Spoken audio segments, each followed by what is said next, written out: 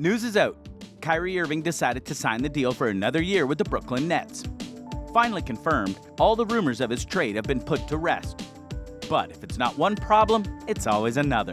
And the Nets are feeling this in full effect right now because Kevin Durant has now requested a trade out of Brooklyn. So here's the rundown of Kevin Durant's trade rumors and how the Sixers might be ripe to pluck Durant from the Brooklyn Nets. Let's start with the Durant and the Phoenix Suns.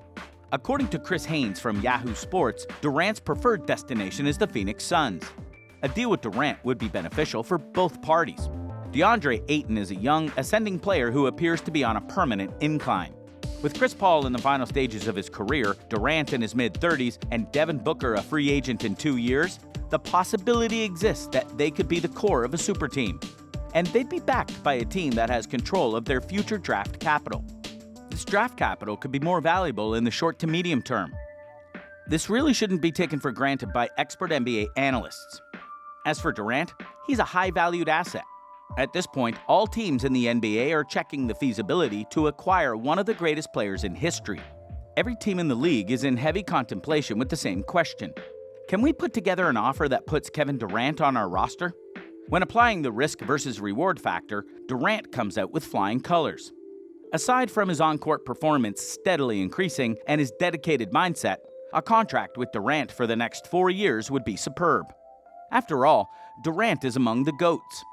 With Durant under contract into his late 30s, an NBA franchise would plausibly be acquiring one of the game's all-time great scorers.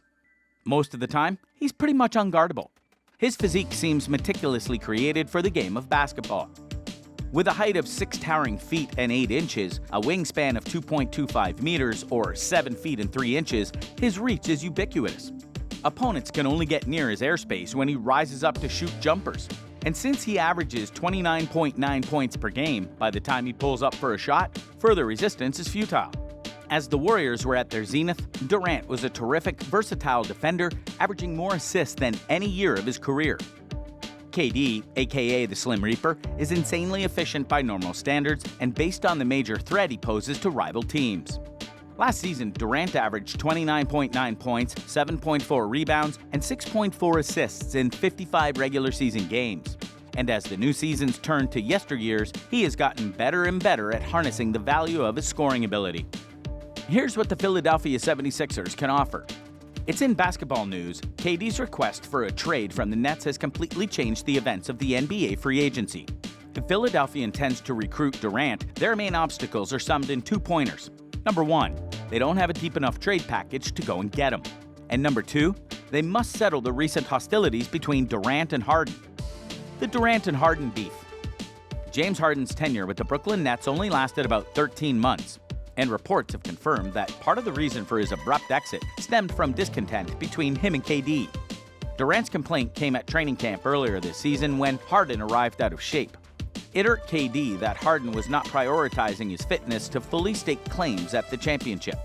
The Beard's offensive struggles and lack of explosiveness to begin the regular season baffled Durant. According to ESPN's Kevin Arnovitz, the conflict initially started because Harden was out of shape. In turn, Harden didn't take kindly to the scrutiny. He considered Durant's criticism excessive. Harden also claimed that he wasn't out of shape, he just wasn't able to find the exact rhythm with the team having so many ball handlers who often come off as ball hogs.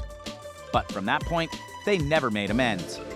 Teammates, Nets head coach Steve Nash, and general manager Sean Marks weren't able to help Harden and Durant squash their lingering animosity. Instead, Harden's resentment grew, causing a rift between him and the franchise. But the move didn't put the fire out. KD and the Beard still traded some icy comments back and forth through the media following Harden's departure from the Nets. And while you'd have to figure out just how salvageable the relationship is, Harden's decision to pout and push his way out of Brooklyn looks much more justified in hindsight. Then in February of this year, on NBA on TNT, Kevin Durant and LeBron James picked their all-star teams. It all culminated in one hilarious and glorious moment as Durant refused to pick James Harden on his team. The laugh-out-loud moment came because there were only 2 players left on the board, Rudy Gobert and James Harden. Although Durant had already made his quota for size on his roster, he picked Rudy Gobert in spite. It was obvious that he was deliberately avoiding teaming up with Beard. As a matter of fact, it was so noticeable, LeBron James immediately broke into laughter. So, not only is a KD and Beard unification a major predicament, it might actually be off the table altogether. Now let's go over some technical issues facing the Sixers' acquisition of KD. The Sixers have had to take some guided risks. In the process of putting together what they currently have, the Sixers have relinquished control of their first-round picks for quite a while. The Sixers do not have control of their 2023, 2025, or 2027 first-round picks, and as a result of the stipend rule, the Sixers cannot trade their 2024, 2026, and 2028 first-round picks either. That effectively makes them lighter on draft capital than most. According to Basketball News, Philadelphia's case to really put in their chips for Durant essentially rests on one player, Tyrese Maxey. Viewed as borderline untouchable by the organization, Maxey is one of Philadelphia's core players. A contract with KD is one of the best possible win-now schemes for the franchise. Though a combination of his age, production, work ethic, and current contract, Maxey is one of the single most valuable trade assets in the league at present. He is not a perfect player or prospect, but he is a big chip to put on the table. But if the chips fall where they may, Miami is a strong contender to manipulate that chip to fall in their direction. Plus, Miami is a favorite for Durant as well. According to sports analyst Adrian Wojnarowski, the Nets plan to move Durant where they can get the best possible deal. Therefore, Miami has already crafted 3 potential trade packages for the Nets' consideration.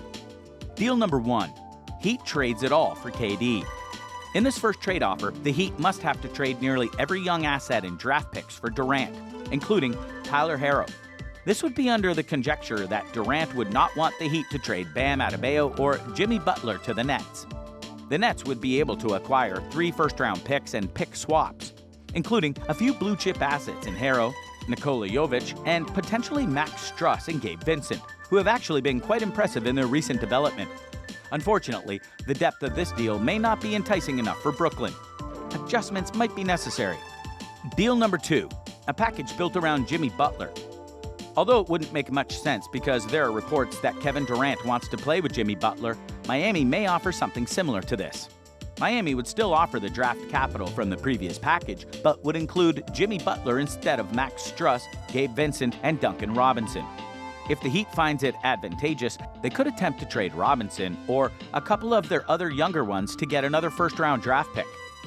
Then one has to beg the question, how sure of a bet is the dynamic between Jimmy and Ben Simmons if they work in Brooklyn?